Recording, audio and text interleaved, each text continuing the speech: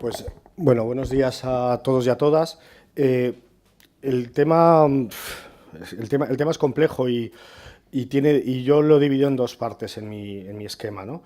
Porque, ¿qué pasa con la medicina personalizada? Que vosotros, como habéis expuesto justo antes, es un proceso muy complejo. Es decir, antes era todo mucho más fácil y ahora pues hay que estar dando muchos matices. Y eso tiene primero un problema interno, es decir, ¿cómo le cuentas tú a tu jefe que es importante que si antes usaba el Herceptin solo y ahora le metes otro fármaco más? En este caso, los datos que tú dabas, Ana, eran de un aumento de la supervivencia en 15 meses. Pero ¿qué pasa cuando estamos hablando de un melanoma que pasas de 6 meses a 8?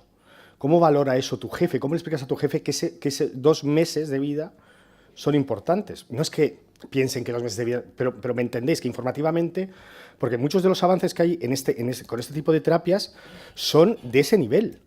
Y eso es un problema tremendo para la hora de poder informar sobre ello, porque, como nosotros decimos, no te lo compran.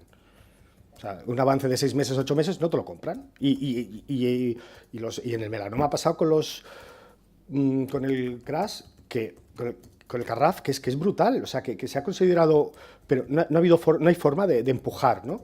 Porque además, claro, el jefe solo te pide eso, pretender que entienda que es que el proceso de la señalización dentro de la molécula, porque interfieres, es que no pueden, o sea, ni les da el tiempo ni les da la vida para eso, ¿no?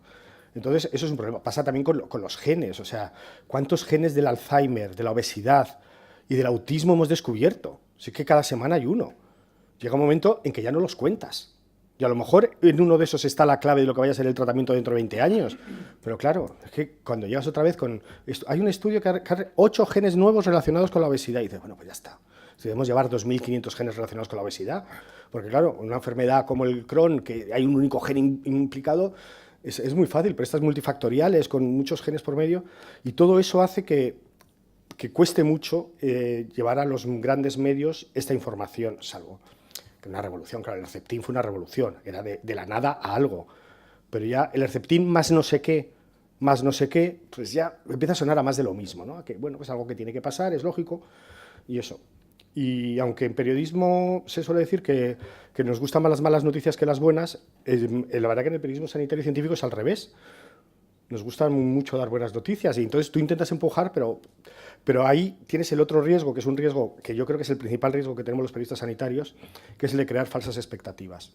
Y este nuevo proceso de esta nueva medicina es tan complejo que hay que tener muchísimo cuidado, porque el lector que está afectado, por la señora que tiene un cáncer de mama, no va a entender que es que el suyo no es SER2, sino que es triple negativo y que entonces no hay nada que hacer y al final puedes crear mucha insatisfacción y eso es muy complicado y es muy complicado de transmitir, ¿no? Y yo creo que todo eso hace que la información en este momento haya que cogerla, siempre ha habido que tener mucho cuidado, pero ahora muchísimo más, porque hay que meterle mucho matiz, intentar que lleguen todos esos matices, porque si no vas a crear una frustración en la gente, ¿no?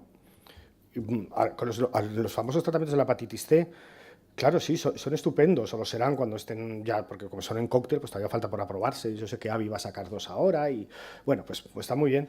Pero claro, a un tratamiento de 60.000 euros de media por persona, porque cada fármaco cuesta 25.000, más todo lo que hay que añadirle a todo eso.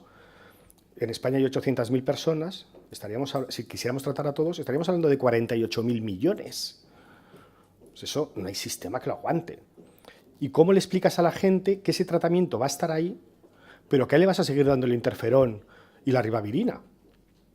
Y que va a tener depresiones, y que va a tener anemia, y que va a tener insomnio, porque como no está tan grave para tener el otro, a él le vas a seguir dando, le vas a seguir proponiendo por lo menos que tome el antiguo. Porque estos tratamientos no van a llegar de una manera universal, van a empezar pues los casos más graves, el que está a punto de cirrosis, el trasplantado reinfectado, lógicamente, ¿no? Y todo eso hace que las informaciones sean muy difíciles. Y nos pone en una situación muchas veces, nos pone en un brete porque ahí es muy fácil que las asociaciones de pacientes te presionen y te manipulen para que te olvides de esos matices. Porque es muy difícil decirle a alguien que te llama, oiga, ¿por qué mi vecino que está en la misma asociación de enfermos hepáticos que yo, le van a dar este tratamiento que va a estar solo 6 meses, que no va a tener un efecto adverso y que se va a curar, y a mí me van a dar este otro que voy a estar entre 6 meses y un año y que voy a tener un montón de efectos adversos y que además no me garantiza más que una curación en un 70%? Con lo cual, tenemos que tener mucho cuidado al modular el mensaje, ¿no? Porque somos carne de buenismo en ese sentido.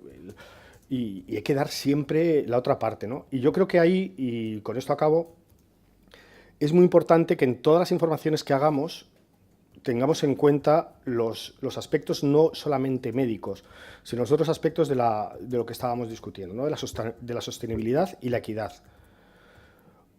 Y habrá que ponerlo siempre en el texto y habrá que explicar que este tratamiento se aprueba, pero que no lo van a recibir todos los pacientes de hepatitis C, que va a haber un rigurosísimo protocolo que probablemente se empiece tratando a 1.000, a 2.000, pero no más. Y los otros 798.000, pues ajo y agua. Y van a tener que seguir con lo otro, o con nada. Depende de cada uno, pues, en función de las posibilidades que tenga, ¿no? Y habrá que explicarles estas cuentas, ¿no? O sea, decirles, mire, es que estamos hablando de eso, de 48.000 millones. Ya pasó cuando el SIDA, las discusiones que hubo sobre el tratamiento de los antivirales eran brutales, y yo recuerdo las asociaciones de otras enfermedades quejándose.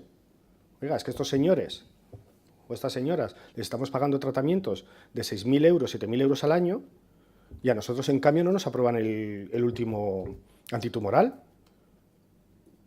Entonces yo creo que todo eso hace que en este momento, como yo lo veo, la información sea muy complicada. Y muy complicada, sobre todo de matizar, que es un problema porque en los grandes medios, que al final mucha gente lo único que lee es el titular, pues ¿cómo metes matices en un titular? ¿Cómo metes matices en 8 palabras que te cabe en un titular de una columna, ¿no?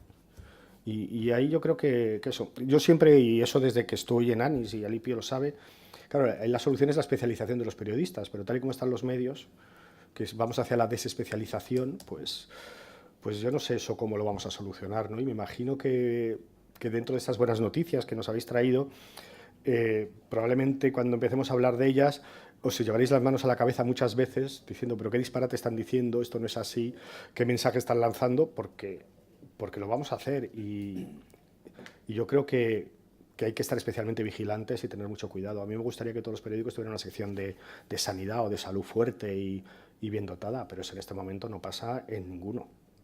Nos manejamos entre 1, entre 2, y eso pues es muy difícil. Y ahí lo dejo y luego ya discutimos si queréis.